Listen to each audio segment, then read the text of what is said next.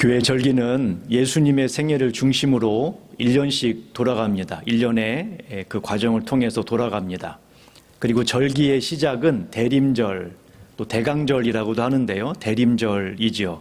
지금 우리는 대림절을 지내고 있습니다. 대림이라고 하는 것은 임하시기를 기다리는 그런 의미입니다. 예수님이 임하시기를 기다리는 절기. 예수님께서 앞으로 오실 재림을 기다리고 예수님이 우리의 삶 속에 임하시기를 기다리는 절기. 이것이 대림절이라고 보시면 돼요. 단순하게 예수님이 재림만이 아니라 그분이 우리의 삶 속에 임하시기를 기다리는 절기가 대림절입니다. 성경에 나오는 사람들이 2000년 전에 예수님을 왜 기다렸는지, 무엇 때문에 기다렸는지를 살펴보고 또 기다리면서 무엇을 했는지를 우리가 살펴보면서 우리가 예수님의 재림을 또 예수님이 우리의 삶 속에 임하시기를 우리의 것으로 삼기 위해서 대림절을 만들어 놓고 그것을 살펴보는 거예요. 그들의 기다림이 남의 이야기가 아니라 우리의 이야기가 되도록 해야 되는 것이죠. 특별히 믿음의 선배들은 대림절에 여러 장식을 했는데 보면은 장식이 굉장히 예쁘죠.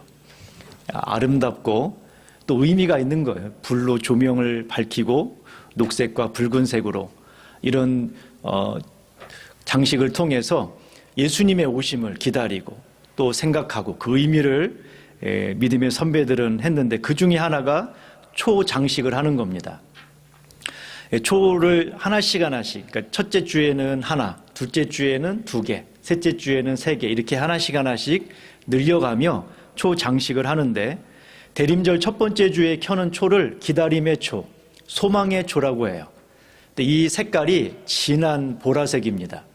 보라색은 죄, 회개 이런 걸 의미하거든요. 이 어두운 세상에 주님이 빛으로 임하셔서 어둠을 몰아내고 우리가 주님으로 말미암아 새 소망을 품는 그런 마음으로 초를 킵니다. 두 번째 초는 첫 번째 초가 진한 보라색이라면 두 번째 초는 연한 보라색이에요. 색깔이 약간 바뀌었죠. 연한 보라색은 그 짙었던 죄가 어둠이 조금씩 사라지고 있다라고 하는 의미도 있고 또 하나는 우리 안에 평화, 화평이라고 하는 것이 이루어지기를 예수님으로 말미암아 이루어지기를 소망하는 거죠. 자, 그런데 여전히 무슨 색깔이라고요? 보라색. 연하지만 보라색이에요. 자, 그것은 뭘 의미하고 있냐면 첫 번째 짙은 보라색이 세상 안에 또 우리가 죄에 대하여 크게 탄식하는 거라면 옅은 보라색은 역시 회개를 의미해요. 죄에 대한 회개, 어떤 것을 하지 못한 평화와 화평, 화목을 이루지 못한 우리의 죄를 회개하는 의미가 있는 거죠. 지금도 여전히 러시아 우크라이나 전쟁이 진행되고 있고 이스라엘과 주변 사람들 간의 다툼과 어려움이 여전히 있죠.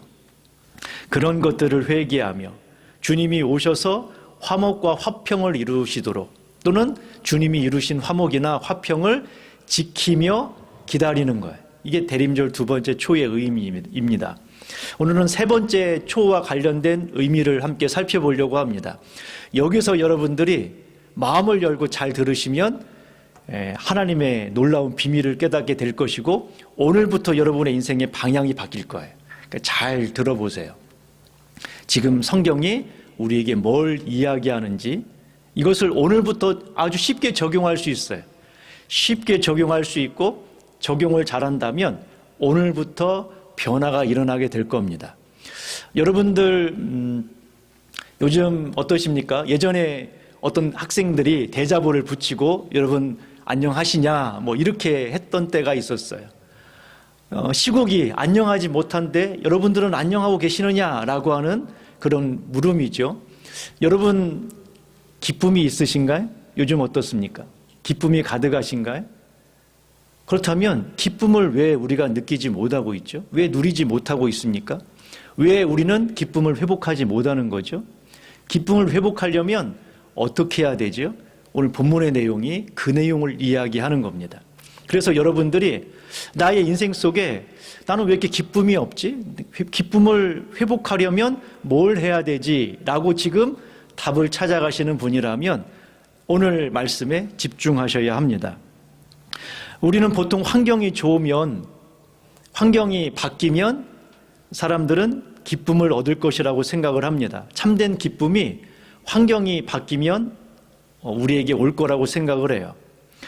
9세기에 살라센 제국의 압둘 라만 3세, 그러니까 이제 중세 유럽이 이슬람에 의해서 정복을 당한 때가 있었어요. 그때를 살라산 제국이라고 말하거든요. 그때 압둘 라만 3세가 당시 세계에서 가장 강력한 그런 왕국을 49년간 다스렸습니다. 그의 1년 수입은 470억 정도였고 당시 세계 최강의 육군과 해군을 가지고 있었어요. 지금의 미국 같은 그런 상황이죠. 그의 아내가 3,300명이었어요. 아내가 3,300명. 이름도 외우기 어려울 것 같아요. 자녀가 600명이었습니다. 자녀가 600명. 그런데 그가 죽으면서 했던 말이 뭐냐면 오랜 세월 진정으로 기쁨을 누린 날은 14일 뿐이었다라고 말했어요.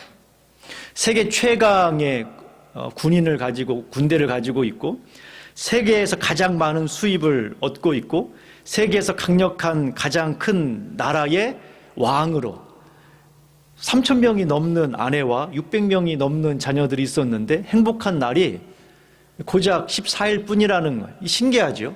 저는 이제 어렸을 때 꿈이 요즘 아이들은 좀 달라요. 요즘 아이들은 뭐 유튜버가 되겠다 아니면은 뭐 연예인이 되겠다. 이게 요즘 아이들의 꿈이라면 저희 세대는 대부분 첫 시작은 대통령, 뭐 장군 이런 거였거든요. 근데 여러분 대통령이 됐는데 충격에 빠진 말이 한마디가 저는 예전에 대통령으로부터 들은 게 있어요. 여러분들 다 들었던 말이에요. 대통령 못 해먹겠다. 노무현 대통령이 대통령 못 해먹겠다라고 이야기했어요.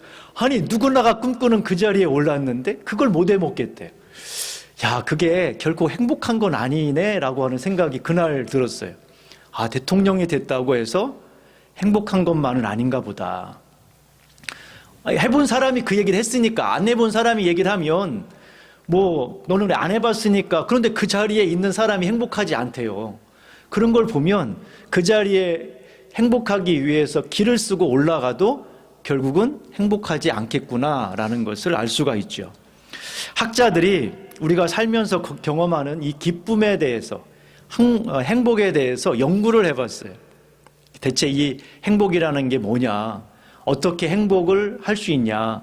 행복이 오랫동안 지속되려면 어떻게 해야 되느냐? 이런 행복과 기쁨에 대해서 연구를 했는데 이 기쁨이라고 하는 것에 한 가지 특징이 있대요. 행복에 한 가지 중요한 특징이 있다는 거예요. 그건 뭐냐면 우리가 경험하는 이 기쁨은 초기에 집중이 된다는 거예요. 초기에. 그리고 일시적이라는 거예요. 어떤 것에 의해서 우리가 행복을 느끼잖아요. 그럼 그게 초기에 집중이 되고 오래가지 않고 일시적이라는 거죠. 예를 들어서 결혼을 하고 이제 임신을 하고 출산을 하잖아요. 근데 이제 첫째나 둘째 같은 경우 임신을 해서 출산을 하는 이 즐거움이 2년을 안 간대요. 길어야 2년. 2년 안에 그 즐거움이 사라지는 거예요. 거기다 재미있는 것은 셋째 때는 그 즐거움도 없대요. 셋째 때는 그 즐거움도 사라지는 거예요. 첫째나 둘째는 임신하고 출산하는 즐거움이 있는데 셋째 이후부터는 그 즐거움도 사라진대요. 그 즐거움도. 지속되지 않는 거예요. 아무리 큰 즐거움도 2년을 가지 않는다는 말이에요. 그래서 보통 어떤 사람은 뭐 2년이라고 말하고 또 어떤 학자는 3년이라고 말하는데 그래서 연애를 하잖아요. 연애를 하면 보통 2년 안에 3년 안에 결혼할지 안 할지를 결정을 한다고 합니다. 보통 만나서 물론 뭐 고등학교 때 만나서 그래서 평생을 그 배우자로 사랑하는 사람들도 있지만 보통은 만나서 결혼을 결정하는 기간이 2, 3년 정도 안에 다 끝난다는 거예요. 그 이후에 가는 경우는 그렇게 흔하지 않다고 말합니다.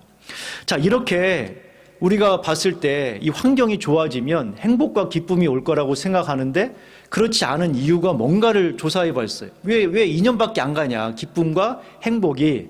이유가 뭐냐면 인간의 적응 때문에 그렇대요. 인간이 적응을 한다는 거예요. 결혼을 하고 출산을 하면 큰 변화가 일어나는 거잖아요. 우리 인생의 큰 변화죠. 누군가를 만나 결혼하고 또 출산을 하는 이거는 엄청나게 큰 변화예요. 그러면 엄청난 변화에 엄청난 기쁨이 찾아오는 거죠. 여러분, 저는 지금도 그 민성이 첫째가 뱃속에 있을 때 그 심장 처음 뛰는 소리, 그게 지금도 막 생생하게 들리는 것 같아요. 심장이 막 뛰는 그 첫 느낌, 마치 이런 것처럼 큰 기쁨인데, 그런데 이것이 이제 기쁨이 증가하다가 시간이 지나면 적응이 되고 일상이 되는 거예요. 이게 일상인 거죠. 일상이 되면 기쁨은 원래 상태로 다시 돌아가는 거예요. 그러니까 기쁨이 컸다가 다시 원래 상태로 돌아가고, 기쁨이 컸다가 다시 원래 상태로 돌아가기 때문에 그것이 더 이상 기쁨이 되지 않은 거죠. 예를 들어서 여러분들이 예전에 한 30년 전까지만 하더라도 결혼을 처음 시작하면 단칸방에서 시작을 했어요. 대부분 다 그렇게 시작했단 말이에요. 부모님이 뭐 집을 사주고 그런 일이 없었죠. 다 그냥 단칸방에서 시작을 해서 점점 그것을 키워가는 거예요. 그렇게 따지고 본다면 방 한 칸에서 살 때와 지금 만약에 한 40평, 50평 되는 아파트로 이사를 갔으면 그거에 10배 가까이 될 수도 있는 거잖아요. 넓이가. 그러면 행복은 몇 배가 돼야 돼요? 10배가 돼야 되는데 10배가 아니라는 거예요. 처음 이사를 가서 그 행복감이라는 것은 이루 말할 수 없겠지만, 그러나 그것이 얼마 간다고요? 길어야 2년. 일상이 되는 거예요. 다시 일상이 되는 거죠. 그렇기 때문에 원래 수준으로 돌아가기 때문에 그런 것에서 우리가 기쁨을 얻으려고 하면 결국은 기쁨을 누리지 못하는 거예요. 변하지 않는 기쁨은 없는 건가? 오늘 사도 바울은 뭐라고 말하냐면 주 안에서 항상 기뻐하라. 내가 다시 말하노니 기뻐하라. 이렇게 말해요. 근데 사도 바울은 지금 기쁨을 이야기할 상황은 아닙니다. 그는 지금 로마 감옥에 갇혀 있어요.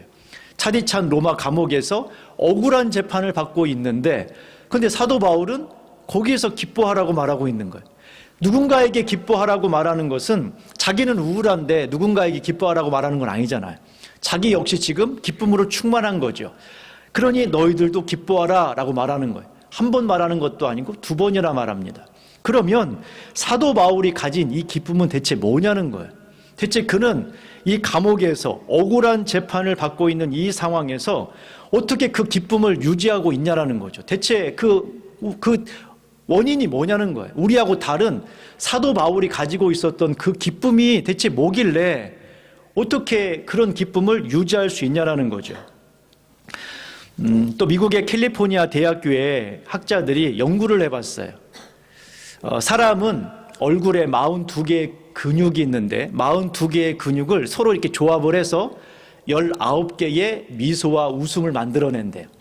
42개의 근육을 이것저것 조합을 해가지고서 19가지 웃음, 19가지 미소를 만들어내는 거죠. 자, 그런데 이 19가지 미소와 웃음 중에서 진짜 웃음은 하나이고 나머지 18개는 웃기지 않는데도 만들어낼 수 있대요. 자, 19개의 웃는 표정, 19개의 미소 중에서 안 웃긴데 상사가 웃겨. 웃음을 얘기해요. 그래서 웃어주는 거, 그것은 18개를 만들어낼 수 있는데 한 가지, 진짜 웃음은 한 가지라는 거예요. 한 가지. 그게 뭐냐면 여러 가지 근육들 중에 여러 가지 근육을 움직이는 대신에 반드시 한 가지 근육을 움직여야 된대요. 그것은 눈 옆의 주름. 이 안윤근이라고 하거든요. 이 옆에 있는 눈의 근육을 움직였을 때, 이 근육을 움직였을 때 그게 진짜 웃음이라는 거예요. 우리나라에서 이 근육이 가장 잘 발달된 사람이 안성기 씨라고 합니다. 이 근육은 그냥 만들어지는 게 아니라 진짜 웃어야 된대요. 진짜 웃어야 된다는 거죠. 진짜 웃어야만, 그리고 자주 웃어야만 이 근육이 발달하게 되는 거예요. 그러면 대체 이 한 가지 이 웃음, 진짜 웃음, 이 행복한 웃음은 언제 만들어지는 거야? 대체 이 웃음은 언제 만들어지지? 또 연구해 봤대요. 그랬더니 사람들이 어떤 상황에서 가장 많이, 어떤 상황에서 가장 진짜 즐겁게 웃는지를 조사해 보았더니, 잘 들어보세요. 사람들은 혼자 있을 때보다 누군가랑 함께 있을 때 30배 더 많이 웃는데요. 자, 혼자 텔레비전 보고 혼자 게임하고 이게 아니라 누군가랑 함께 있으면 30배 더 많이 웃는데요. 그럼 어떻게 해야 돼요? 누군가랑 함께 있어야겠죠. 두 번째, 여러분들 대화할 때 말하는 사람과 듣는 사람 중에서 누가 더 많이 웃을까요? 말하는 사람과 웃는 사람, 듣는 사람 중에서 누가 많이 더 웃을까요? 말하는 사람입니다. 그래서 우리는 본능적으로 더 말하려고 하는 거예요. 말하면서 막 웃어요. 말하면서 막 즐겁고. 그래서 여러분들이 만약에 행복하려면 어떻게 해야 된다고요? 말을 해야 돼요. 대화할 때 말을 더 많이 해야 되는 거예요. 세 번째, 진짜 웃음은 반드시 웃게 하는 상황이나 웃게 하는 말 때문에 웃는 것은 아니라는 거예요. 자기는 안 웃겨. 이게 객관적으로 웃는 말이 아니고 웃기는 말이 아니고 웃기는 상황이 아닌데 웃기는 말이나 웃기는 상황에 웃는 것은 15%밖에 되지 않고 85%는 전혀 웃기는 상황이 아니에요. 전혀 웃긴 말도 아닌데 웃더라는 거예요. 그것도 진짜 왜 그런 거야 대체? 왜 웃긴 상황이 아닌데? 아니 왜 웃긴 말도 아닌데 왜 웃지? 라고 봤더니 그래서 결론을 내렸어요. 최종 결론. 기쁨과 행복과 관련된 최종 결론이 뭐냐? 학자들이 사람은 사랑하는 사람과 함께 있으면 그냥 그리고 진짜 웃더라는 거예요. 애기들이 있잖아요. 걔가 뭐 웃깁니까? 할머니 제 얘기 좀 들어보세요. 1살 된 애기가 그러나요? 그런데 그거 보고 막 웃어. 아니 뭐 웃긴 것, 얘가 웃긴 말을 한 것도 아니고 웃긴 행동도 안 했어. 심지어는 똥을 쌌어. 그래도 웃겨. 그렇죠. 엄마가 제 애기가 똥을 싸는데 황금똥이라고 자랑을 하면서 웃잖아요. 왜 그렇습니까? 그냥 사랑하는 사람이 내 앞에 있으니까 그 아기가 사랑스러운 거예요. 그래서 우리 안에 뭐가 문제가 있냐면 내 심령 가운데 환경을 바꾸는 게 아니라 지금 내가 사람과의 관계에서 웃음을 회복해야 된다는 거예요. 그래서 우리가 고통스러운 이유가 뭐냐? 큰 교회 가면 행복할 것 같지만 그렇지 않습니다. 그럼 작은 교회가 행복하냐? 또 그런 건 아니에요. 그러면 뭐가 문제죠? 문제는 사람과 사람과의 관계라는 거예요. 큰 교회도 아무리 좋은 시스템, 10억짜리 오르간을 놓고 수백만짜리 외국에서 뭐 편백나무 강대상을 두고 세계 최고의 피아니스트가 피아노를 치고 수백 명이 성가대를 선다 하더라도 내가 누군가랑 관계가 불편하면 그 교회는 지옥인 거죠. 나에게는. 그렇지, 아무리 사람이 없다 할지라도 산골에 몇 명 안 되는 그런 곳에 있다 할지라도 서로 사랑과 기쁨이 서로 대해준다면 여기가 천국이 되는 거예요. 그 중요한 것은 환경이 아니라 뭐라고요? 관계인 거예요. 사람과 사람과의 관계. 사도 바울이 그래서 기뻐하라, 항상 기뻐하라 라고 말하면서 뭐라고 말하냐면 주 안에서라고 말하는 거예요. 주 안에서. 이 세 번째 대림절에 켜는 초를 뭐라고 부르냐면 기쁨의 초라고 불러요. 우리 안에 왜 기쁨이 없죠? 우리 안에 왜 기쁨이 회복되지 않죠? 하나님, 주님이 오셔서 우리 안에 기쁨을 회복시켜 주십시오. 그래서 이 세 번째 초는 어떤 색깔이냐면 핑크색으로 바뀝니다. 핑크색 얼마나 좋아요. 핑크 핑크색으로 바뀌어서 우리 안에 이런 기쁨이 채워지게 해 주십시오. 현재 상황과는 상관없이 주님이 오심으로 상황이 달라지고 주님의 말씀을 따라감으로 이 기쁨이 회복이 되고 상황이 바뀌어지는 것을 꿈꾸며 초를 켜는 거예요. 그래서 여러분, 환경이 중요한 게 아니라 뭐가 중요하다고 말씀드렸어요? 관계가 중요하다고 말씀드렸죠. 관계가 기쁨의 척도가 되는 거예요. 자, 그러면 이 기쁨을 회복하기 위해서 뭘 해야 되느냐? 알았어요. 관계가 중요하다는 걸 알았어요. 환경을 바꿔서 되는 건 아니다. 환경을 바꾸면 기쁨은 와요. 하지만 그것이 너무 짧다라는 거예요. 기간이 너무 짧아요. 거기에다가 내가 집중하면 결국은 원상태로 돌아가고 기쁨은 사라지니 거기가 내 인생의 집중이 아니라 관계가 중요한 걸 알겠다는 말이에요. 그럼 어떻게 해야 되느냐? 두 가지 하시면 돼요. 성경이 지금 두 가지를 이야기해요. 첫 번째가 뭐냐? 바로 관용입니다. 자, 사도 바울이 로마서에서 그런 말을 했거든요. 하나님의 나라는 먹고 마시는 거 아니야. 오직 성령 안에서 의로움과 평강과 희락이다. 하나님의 나라가 이루어진 곳은 평강이 있대요. 기쁨이 있다라는 거예요. 기쁨이 있는 나라가 하나님의 나라라는 거죠. 그러면 어떻게 하면 이 기쁨이 채워지느냐? 자, 5절 보세요. 5절. 너희 관용을 모든 사람에게 알게 하라. 주께서 가까우시니라. 너희 관용을 모든 사람에게 알게 하라. 관용이라고 하는 말은 뭐냐면 너그러움이에요. 너그러움. 그리고 친절함이라는 거예요. 너그러움, 친절함. 이 관용이라는 말과 좀 반대되는 의미가 뭐냐면 공정이라는 말이에요. 공정. 공정하다는 게 뭐예요? 시시비비를 가려서 잘한 건 잘했다, 못한 건 못했다. 이게 뭐냐면 공정함이에요. 그런데 관대함은 공정함하고는 좀 달라요. 공정함하고는 완전히 개념이 달라. 이거는 양보라고 하는 그 의미가 포함이 되어 있어요. 상대방하고 내가 잘하든 잘못하든 내가 잘하고 상대방이 잘못했어요. 예를 들어서 이런 거죠. 판단을 내가 잘했고 상대방이 잘못했어요. 하지만 어떻게 했다고요?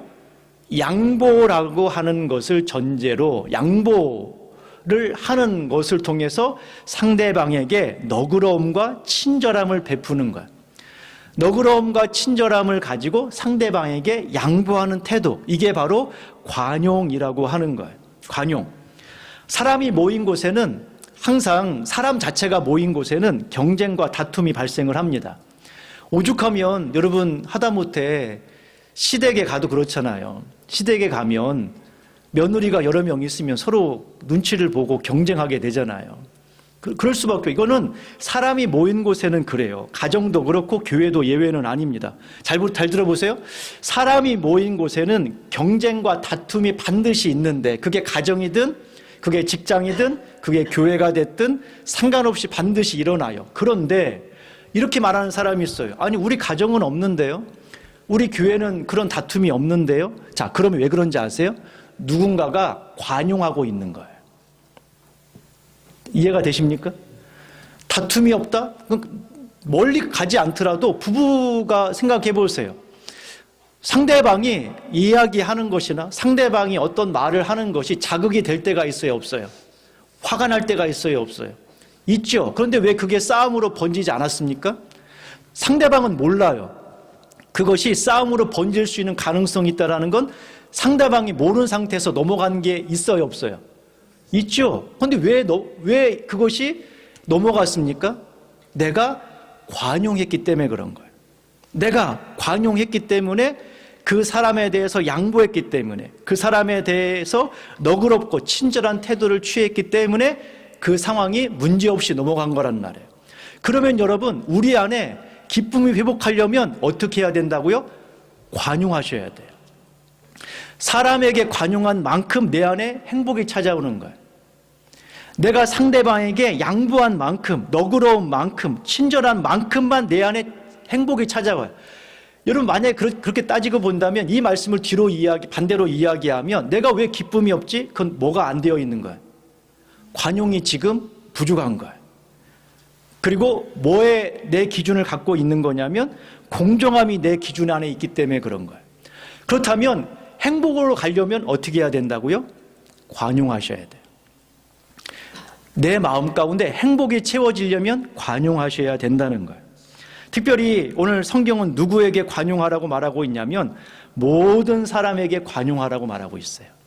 모든 사람을 향하여 친절하라. 모든 사람에 대해서 너그러우면 내가 어떻게 된다고요? 기쁨이 채워지는 거예요. 예, 한번 해보시라는 거예요.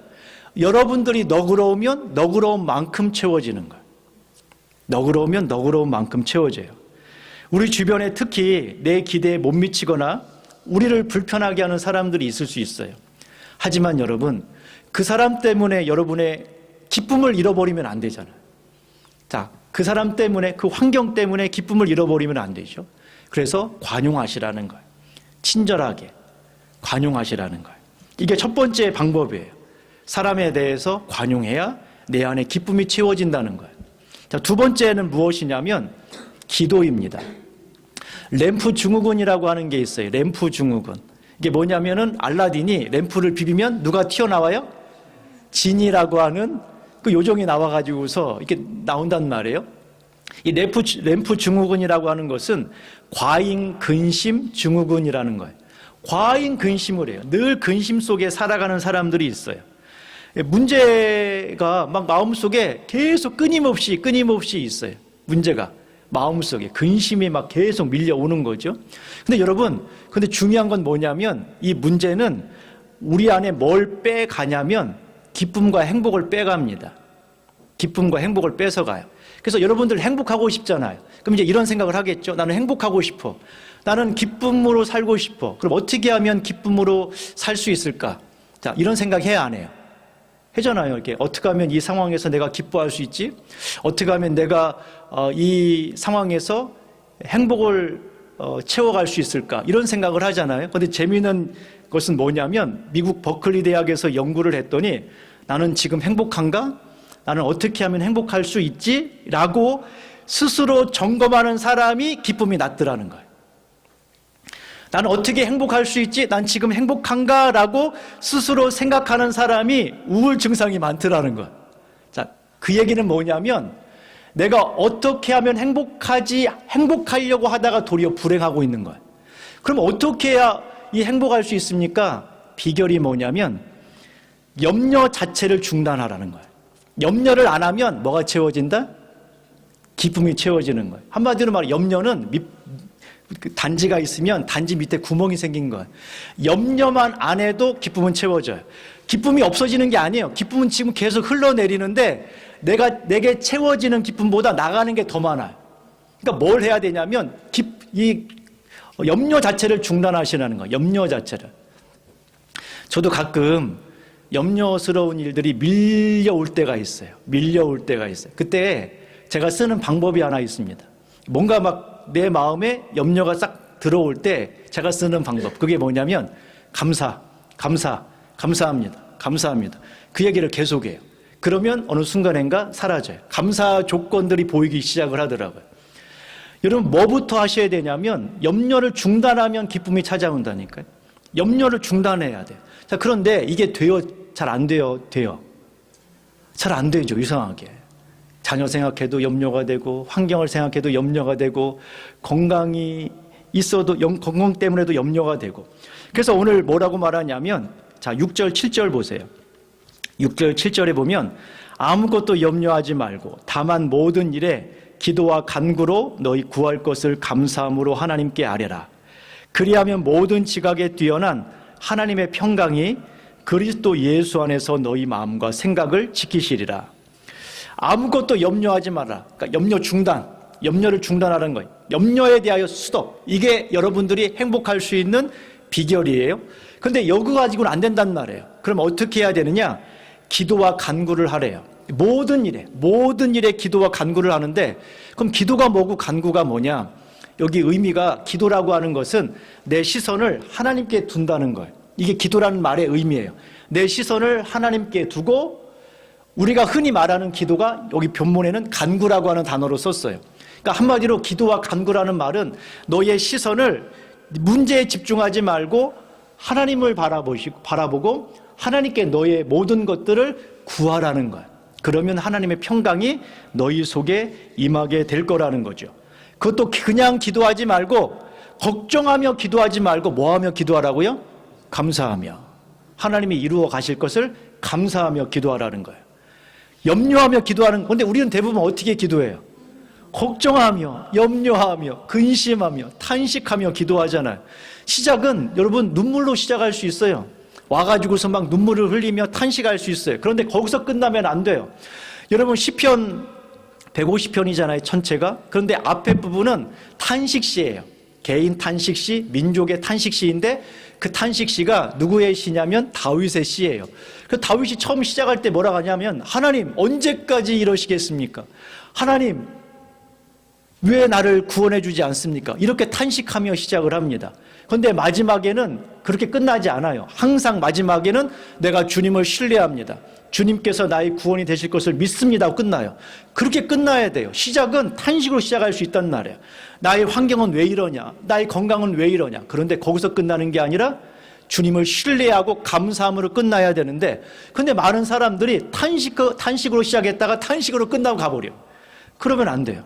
감사함으로 끝나시라는 거예요. 자, 그러면 여러분, 우리가 직면한 문제들, 우리가 걱정스럽게 하는 문제에 대해서 누군가는 걱정을 해야 되잖아요. 오늘 성경은 뭐라고 말하냐면 누군가는 내가 가지고 있는 문제에 대해서 걱정을 해야 돼요. 근데 그 걱정을 누군가는 해야 되는데, 여러분 예전에 수건 돌리기라는 게 있죠. 동그랗게 학생들이 둥그렇게 앉아요. 그래서 이제 술래인 사람이 수건이나 뭐 이런 걸 가지고서 돌다가 누군가의 뒤에 딱 놓으면 자기 뒤에 그 수건이 놓여 있는 사람은 술래가 돼서 그것을 짚고 또 앞에 있는 그 수건을 두었던 사람을 쫓아가서 잡는 그런 게임이 있었어요. 그런 게임들을 하는데요. 여러분, 누군가 한 명은 수건을 가지고 있어야 돼요. 자, 그러면 걱정과 근심의 이 상황 속에서 누군가는 뭘 해야 된다고요? 걱정과 근심을 해야 돼요. 누군가는 해야 된단 말이에요. 그런데 성경이 뭐라고 말하냐면, 그래, 걱정과 근심을 해야 되는데 그건 네가 할 거냐 하나님이 할 거냐 결정하라는 거예요.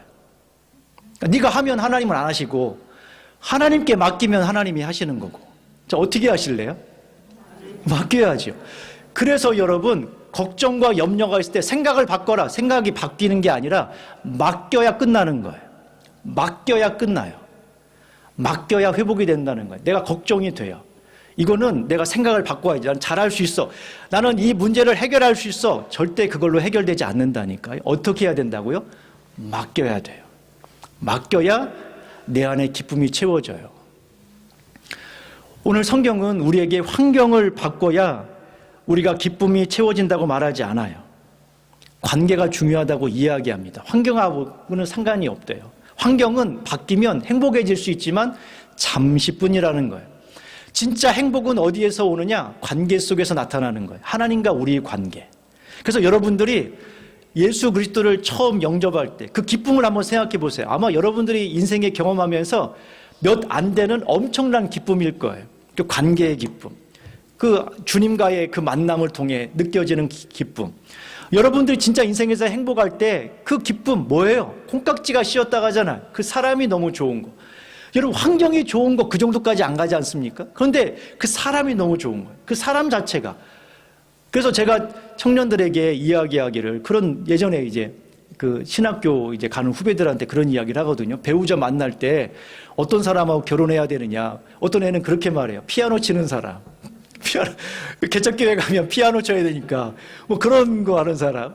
그래서 제가 전도하는 사람, 뭐 이런 사람을 하길래 믿음 좋은 사람. 그래서 제가 그랬어요. 야, 너 믿음 좋으면 너 놔두고 아프리카 간다.